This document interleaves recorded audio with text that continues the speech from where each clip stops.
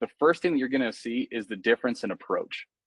They don't come in swinging like a lot of agencies do, swinging for the fences really hard, trying to come up with the next, like, point out where all the other agencies are doing things wrong and what they can do that's different compared to everybody else.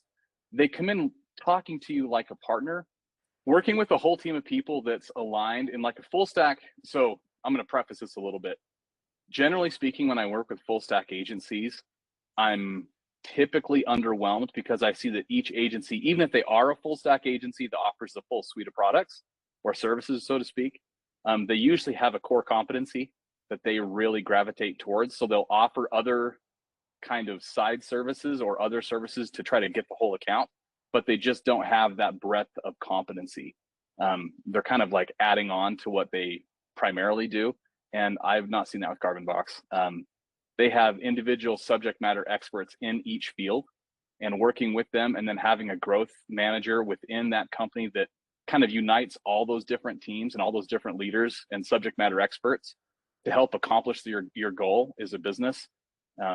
It's a breath of fresh air, honestly. Usually you see that in agencies that are much harder to get into, require much higher monthly spends in marketing, and getting that in a business that's at a critical growth stage, especially early on, it's such a nice change that really makes a big difference. And so when I first started working with Carbonbox, it was refreshing to see that they actually think like entrepreneurs. Most agencies think like agencies, and they think in terms of their agency lifespan and their customer lifespan and all the different things that they need to grow their business, without really thinking about how product businesses think and operate. And that was the first takeaway that I had working with Carbonbox Media, was that they operate like entrepreneurs. They think in a product business way that's just not common in marketing agencies. I am here with Jared Grover. Jared, do you just kind of want to introduce yourself, your background, how we got to meet each other, and just, some of the projects we've been working on and where you come from, right? A little bit about Sure. your background. Yeah, so I'm with a company named Catalyst. We provide executive level leadership and growth development for product brands primarily. My background specifically is in the product business space. I've been in that for about 15 years. I've grown and exited a couple of different companies. I've lost a couple other ones. So I've had the wins and the losses both, learned lessons both directions. And now, after my most recent project, I'm with Catalyst, and we are helping product businesses grow. So cool. So Jared, you've worked with quite a lot of companies, and you've had some experiences with quite a few marketing agencies, right? And yeah. So when we started to, I guess, start working together, when we met for the first time, I guess, did you not like anything about us? What did you like about us? I guess we can, we've grown quite a few things, and you've been sort of the macro to our micro, which has been awesome. But I guess what made you like us compared to some of the other marketing agencies you've seen out there, right? Sure. So yeah, great question. So as with every marketing agency that I've worked with over my career, and I've worked with at this point somewhere over, I would say over 30 different agencies I've worked with. Wow.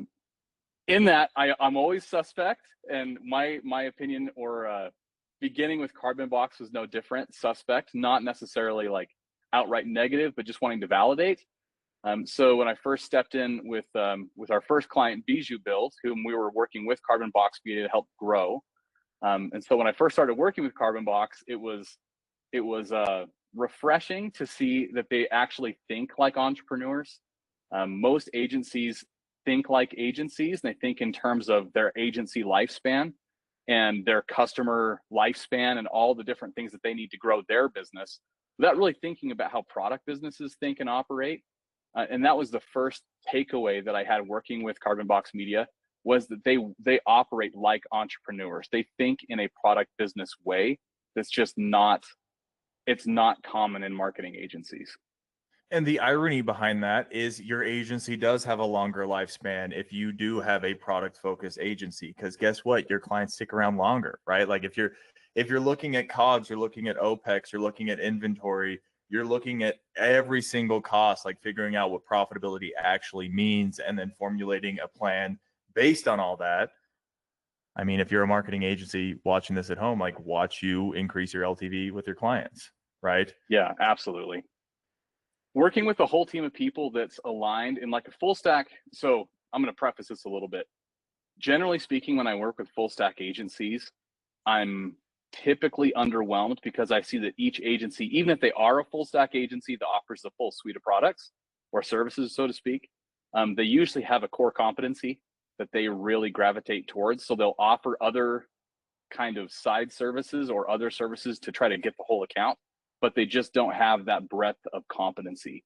They're kind of like adding on to what they primarily do.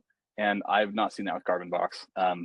They have individual subject matter experts in each field, and working with them and then having a growth manager within that company that kind of unites all those different teams and all those different leaders and subject matter experts to help accomplish your goal as a business. It's a breath of fresh air, honestly. Usually you see that in agencies that are much, much, much harder to get into, require much higher monthly spends in marketing, and getting that in a business that's at a critical growth stage, especially early on. It's such a nice change that really makes a big difference. Sure. Yeah. And I appreciate you saying that, Jared. And I may or may not use this. It's up to the editor, but we're going to be working together on a few more projects in the future. And so I guess for us, like what would you look for in a business that we could come in and immediately fix? Like what are some of the typical problems that a business may be watching this and would say like, yes, I am struggling with that. And, we are the key to unlock that specific bottleneck. So I guess my question is like, if there was a business owner watching this right now, like what problems would you want them to have where yourself, myself, and then us together could come in and just, fix what's going on, right? Yeah, for sure. So I'll answer that by saying the problems that I most commonly see with product businesses that are growing. Typically, I see them where they're setting their marketing budgets based off of hitting performance metrics, which I think is a pretty common practice, but it doesn't speak well to balancing the overall budget of a business. In other words, yeah, as long as we're hitting like 5 or 6 or 7x, whatever our ROAS target is, as long as we're hitting that ROAS target, spend as much as you want. I see that all the time.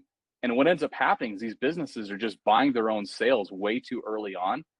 They're spending way too much in that. And then at the end of the day, yeah, maybe their marketing ROAS looks good. Maybe their paid ads ROAS looks great.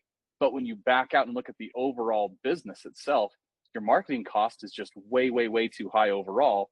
And you have an imbalance that's causing you to not be profitable or grow scalably. There's just not a sustainable growth pattern to that. So when I look at businesses that are going to be an ideal fit for our kind of growth, they're going to be businesses that are recognizing that our ROAS may look okay. Maybe there's not a huge problem there, but at the end of the day, we're coming back to our QuickBooks account. We're going, hey, we're still not profitable. Why are we not profitable? What is going on here? And there's a lot of unknowns there.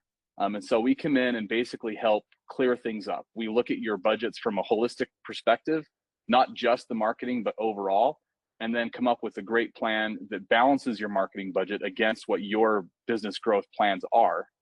And then from there, we can help develop more sustainable growth targets and then manage according to those. So we're looking for businesses that are really like struggling to figure out why their marketing isn't hitting.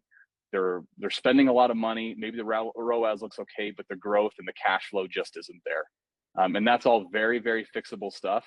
And as a jointly with Catalyst and Carbon Box Media, we're great at solving this problem, and we can help businesses get through that growth stall that they usually feel. And like that, I mean, most businesses see it somewhere between 1 to 3 million in annual revenue a year. I've seen it in businesses as high as like 6 to 8 million a year, but it's in that range that they just really get stuck, and it becomes really critical to develop formulas to help build your business and not just performance-based targets that could lead you down a path that looks good, but at the end of the day, it doesn't measure up. Yeah. And I want to make that crystal clear that like we are also here to get a good ROAS. Duh. right? Yeah. But like Jared said, if you go back to the QuickBooks account and 60% of your budget's going to marketing, 40% of your budget's going to marketing, it's if there's one update that could crush your business, right? Yeah. Or if you're completely reliant on one acquisition channel, that's just not necessarily set up for success. And you can make a ton of money doing that, but I think something that we do is we build businesses that are built for acquisition. And whether you want to sell your business or not, it's still worth building a business that's built for acquisition, because that means somebody wants your business. Why? Because you have a hell of a business, right? And so I think that's what we do. And again, we could just look at what's going on within your business holistically, from unit economics to manufacturing to wholesale to D2C to everything, right? And Yep. we can create a plan of attack to just make sure everything is optimized and as profitable as it could be. I think the biggest thing is I see a lot of agencies doing like ROAS chasing. I see a lot of ROAS chasing with agencies trying to make sure that they hit the number that they need to for the next call with their client so that they can look as good as it possibly can. And they're looking for like those numbers that they can showcase that just make the account look like it's doing a little bit better than it really is. And I don't see that with Carbon Box Media. I see a much more holistic approach that's much more balanced in its entirety, thinking about the growth of the brand specifically. And so as I work with Carbon Box as a fractional CMO, I'm looking at the overall business objectives and then kind of translating those through actionable steps with Carbon Box.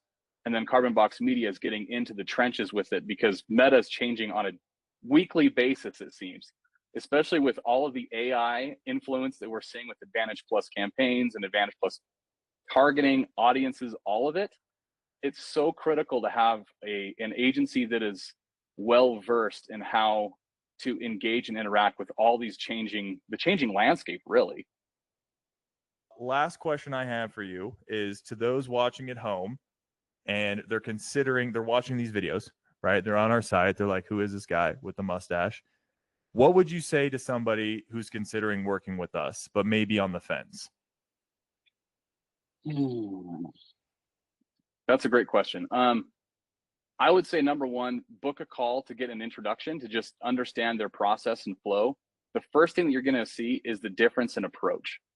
They don't come in swinging like a lot of agencies do, swinging for the fences really hard, trying to come up with the next, like point out where all the other agencies are doing things wrong and what they can do that's different compared to everybody else. They come in talking to you like a partner. And so if you're thinking about booking a call with Carbon Box, I would honestly say go for it.